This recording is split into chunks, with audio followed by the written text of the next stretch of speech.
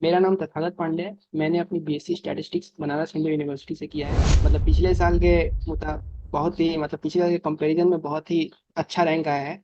ये मैं उम्मीद कभी नहीं किया था कि इस ओके। रैंक तक मैं पहुंच पाऊंगा। जैसे आप स्टार्टिंग में मुझे याद है कि जब टेस्ट वगैरह देते थे तो गलतियां ज्यादा करते थे, तो आप गलतियों से जो मिस्टेक्स है, जो एरर है, उससे रिगार्डिंग आप क्या मैसेज देना चाहते हो? और सेकेंड अटेम्प्ट में जब मैंने फुल फ्लेज तैयारी की थी तो बुक्स भी किया था, और ज़्यादातर मैंने सुप्रीमम के जो मटेरियल्स थे उन पे ज़्यादा ध्यान दिया था, क्योंकि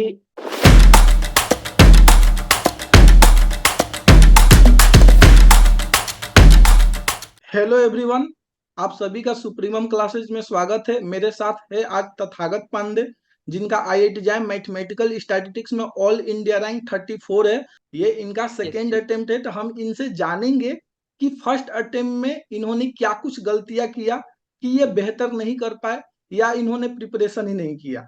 ठीक है, तो हम ये सब कुछ एक्सप्लेन करेंगे, तो आप इस वीडियो में लास्ट तक बने रहिए, आपको काफी कुछ सीखने के लिए मिलेगा।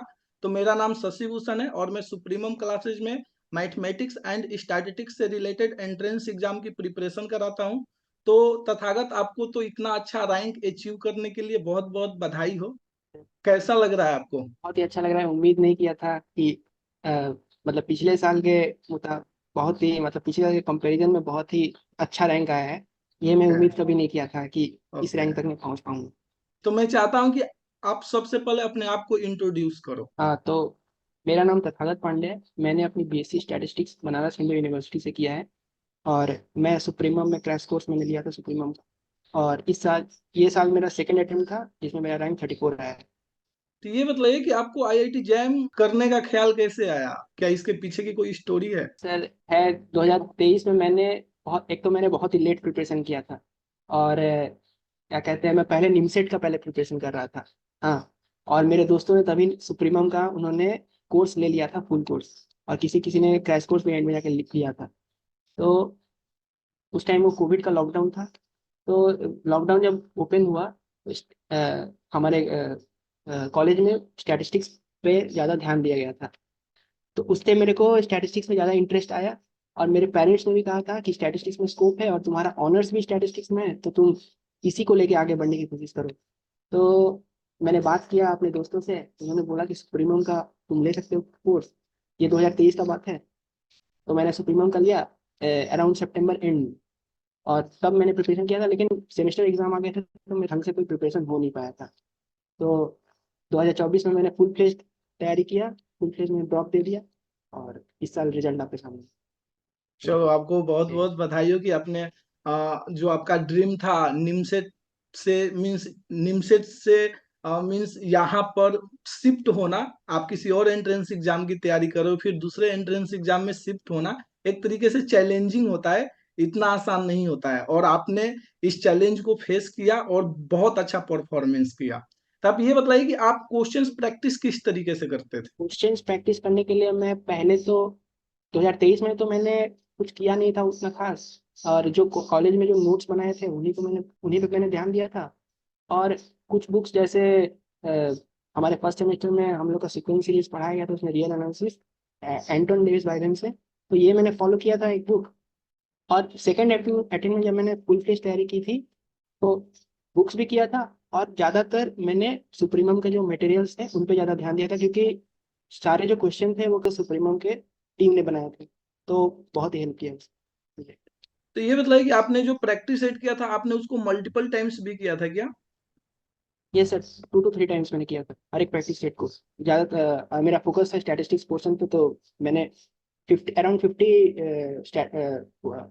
प्रैक्टिस सेट थे स्टैटिस्टिक्स के, तो मैंने उन्हें 2 to 3 टाइम किया था। और मैथमेटिक्स के लिए मैंने नोट्स फॉलो किया था और कुछ बुक्स किए थे। तो ये बताइए कि मल्टीपल टाइम्स, कोई भी टॉपिक्स को मल्टीपल टाइम्स करने से कितना बेनिफिट मिलता है आपके अकॉर्डिंग? बेनिफिट तो सर बहुत ही मिलता है, क्योंकि एक तो मल्टीपल टाइम करने से वो चीज़ें दिमाग में बैठ जाती है, रिकॉल करने में भी बहुत आसानी होती है। और दूसरा कि मॉक्स देते वक्त भी वो याद रहती हैं, तो बहुत इजीली जो अननोन क्वेश्चन है वो टैकल कर पाते हैं। तो ये बताइए कि आप जब पिछले साल जैम की तैयारी किए थे, क्योंकि आपका ये सेकेंड अटेम्प्ट है, तो आपने पीवाईक्यू को तो ऑलमोस्ट कर लिया होगा ना? क्योंकि तो मैंने ज़्यादा ध्यान नहीं दिया था। मैंने हाँ स्टैटिस्टिक्स का मैंने कुछ किया था, पीवाईक्यू मैंने कुछ किए थे। करीब 5 ईयर्स के पीवाईक्यू मैंने किए थे। और मैथमेटिक्स के लिए, मैथमेटिक्स तो बिल्कुल ही नील था मेरा, मैथमेटिक्स मैंने बिल्कुल ही नहीं किया था, तो इस साल मेरा ज़्यादा फोकस था मैथमेटिक्स पे, तो मैथमेटिक्स भी अच्छे से हो गया इस साल। तो आपने पीवाईक्यू को कितने टाइम्स किया होगा इस साल? 5 टाइम्स। 5 टाइम्स कर लिए थे। और टेस्ट के थ्रू भी आपने पीवाईक्यू किया था क्या, जैसे हम लोग प्रोवाइड किए थे पोर्टल पर? हाँ, क्वेश्चंस पे तो अराउंड में रहता, मतलब इर्द गिर्द रहता ही था। ग्रुप के थ्रू भी क्वेश्चंस मिल जाते थे, तो क्वेश्चन तो मैं करता ही रहता था। हर एक क्वेश्चन जो, मतलब हाँ 2 to 3 टाइम्स हुआ ही होगा हर एक क्वेश्चन। और ईयर वाइज मैंने, हाँ, 4 to 5 टाइम्स किया ही। आपने भी टेस्ट काफी रेगुलरली दिया था। मुझे पता है, मुझे जहां तक पता है कि आपने सभी ऑलमोस्ट टेस्ट दिया था, कुछ को लास्ट के एक आध दो आपने टेस्ट छोड़ दिया था, लेकिन आपने ऑलमोस्ट सभी टेस्ट दिया था। तो आप जो टेस्ट दिए थे, आप उसको मीन्स उसको देने के लिए आप कैसे माइंडसेट बनाते थे कि मुझे 3 आवर्स लगातार देना है, या ब्रेक लेकर के देना है, या कैसे भी करके मुझे एक टेस्ट को पहले कंप्लीट करना है, फिर दूसरे टेस्ट के लिए मुझे जाना है? इसीलिए क्या हुआ था कि जब मैं एफएलटी देना शुरू किया, तो मतलब क्वेश्चंस का लेवल बहुत ही हाई था। मुझे तो मुझे लगता था कि क्वेश्चन का लेवल हाई था, तो उस टाइम बहुत डिमोटिवेशन होता था कि क्या होगा क्या होगा, लेकिन मैं लगा रहा, करता रहा, 3 आवर्स बैठा रहा, तो एंड में रैंक आ जाता था, तो उससे खुशी होती थी। तो इसी तरह मैंने सारे एफएलटीज अटेम्प्ट किए। कुछ कुछ एफएलटीज थे जो मैंने मिड में छोड़ दिए थे करते करते, कुछ रीजंस की वजह से, इमरजेंसी आ गया था घर में, या तबीयत वबीयत खराब हो गया था, तो मैंने छोड़े थे। लेकिन एंड के जो एफएलटीज थे वो क्वालिटी थे, उनमें बहुत ही अच्छा क्वालिटी था, उनको तो मैंने 3 आवर्स बैठ के ही किया लगातार। तो ये बताइए कि आपने रीटेस्ट भी दिया था क्या, या टेस्ट का एनालिसिस आपने कितने बार किया होगा जो भी आप टेस्ट दिए थे? एक बार ही किया था टेस्ट का एनालिसिस, और रीटेस्ट मैंने दिया नहीं था, इतना मुझे टाइम नहीं। ओके ओके, आपने रीटेस्ट नहीं दिया था। तो ये बताइए कि जो टेस्ट के जस्ट बाद जो डिस्कशन लेक्चर होता था, या जो हम सॉल्यूशन प्रोवाइड करते थे, उससे आपको कितना हेल्प मिला? बहुत ही हेल्प, मैंने अप्रोच डेवलप हुआ मेरे में, और मैं कोशिश करता था कि सारे जो टेस्ट के बाद एनालिसिस हो रहा है, वो डिस्कशन हो रहा है, वो लाइव ही ज्वाइन करूँ, उससे मुझे बहुत ही फायदा हुआ। तो ये बताइए कि जो जैम 2025 के लिए प्रिपरेशन करना चाह रहे हैं, जो आपके जूनियर्स कहलाएंगे आने वाले टाइम में, तो आप उनको क्या टिप्स देना चाहते हैं? यही, मैंने कुछ गलतियां की थी 2023 में, जैसे मैंने टाइम मैनेजमेंट में गलतियां की थी, और 2023 का पेपर भी बहुत टफ था, तो एक तरह से कहा जाए तो क्वेश्चन ऊपर से जा रहे थे। तो हाँ, कहूँगा कि सबसे पहले तो जल्द से जल्द कोई कोचिंग में इनरोल हो जाओ अगर अफोर्ड कर सकते हो तो, और प्रैक्टिस मटेरियल्स जो हैं उन्हें करने की कोशिश करो, उसके बाद पीवाईक्यूज पे जाओ, क्योंकि मटेरियल करने के बाद पीवाईक्यू पे जाओगे तो अलग ही लेवल का कॉन्फिडेंस होगा अगर क्वेश्चन होने लगे। तो हाँ, ये मैं कहूँगा। और मॉक्स मॉक्स बहुत ही इंपॉर्टेंट है, उन्हें करने के बाद उनका एनालिसिस करो, डिस्कशन करो, आपस में ग्रुप बनाओ, तो बहुत ही फायदा दे। जैसे आप स्टार्टिंग में, मुझे याद है कि जब टेस्ट वगैरह देते थे तो गलतियां ज्यादा करते थे, तो आप गलतियों से, जो मिस्टेक्स है, जो एरर है, उससे रिगार्डिंग आप क्या मैसेज देना चाहते हो कि वो इस चीज को कैसे मिनिमाइज करे? इस चीज़ को मिनिमाइज करने के लिए, जैसे मॉक्स दे रहे हो, तो जो गलतियां हो रही हैं, जो सिली मिस्टेक्स हो रही हैं, उन्हें एक कहीं पे पेन डाउन कर लो, और कोशिश रिकॉल करने की कोशिश करो कि उस टाइम जब मैंने टेस्ट दिया था तो ये क्यों मैंने ये गलतियां की थी दूसरे टेस्ट में। ऐसे करते करते अच्छी खासी तुम्हारे पास गलतियां होंगी, जो एंड में तुम उनको रिकॉल करके और उन पे तुम काम कर सकते हो, और अच्छा रिजल्ट ला सकते हो। ये बताइए कि ये जो जनवरी का मंथ था, जनवरी और फरवरी का 10 दिन, आपने इस टाइम को कैसे मैनेज किया? क्योंकि इस टाइम पर मैंने ज्यादा, जैसे जैसे एग्जाम का डेट नजदीक आता है ना, तो बच्चे कहते हैं कि सब ब्लैक एंड दिख रहा है, या डर लग रहा है कि अब नहीं होगा, अब नहीं होगा। तो क्या ऐसा आपके साथ भी सिचुएशंस क्रिएट हुआ था क्या? ऐसा सिचुएशन हुआ था, 2-3 दिन के लिए हुआ था ऐसा सिचुएशन, क्योंकि एंड में कुछ मेरे मॉक्स थे जो, मतलब मैं उन्हें परफॉर्म नहीं कर पाया, तो हाँ ऐसा होता है। तो पर इससे घबराने की जरूरत नहीं है, कंसिस्टेंसी मेंटेन रखो, ऑटोमेटिकली सब होते रहेगा, कैसा भी मॉक्स में आए, हम्म। मॉक्स में कैसा भी हो, कंसिस्टेंसी मेंटेन रखो। अच्छा, इस फेयर से निकलने के लिए आपने क्या किया था? कुछ तो आपने किया होगा ना? इस फियर से निकलने के लिए तो मेडिटेशन ही करता था। हर हर मॉक्स के पहले, हर एफएलटीज के पहले 5 मिनट के लिए मैं मेडिटेशन करता था।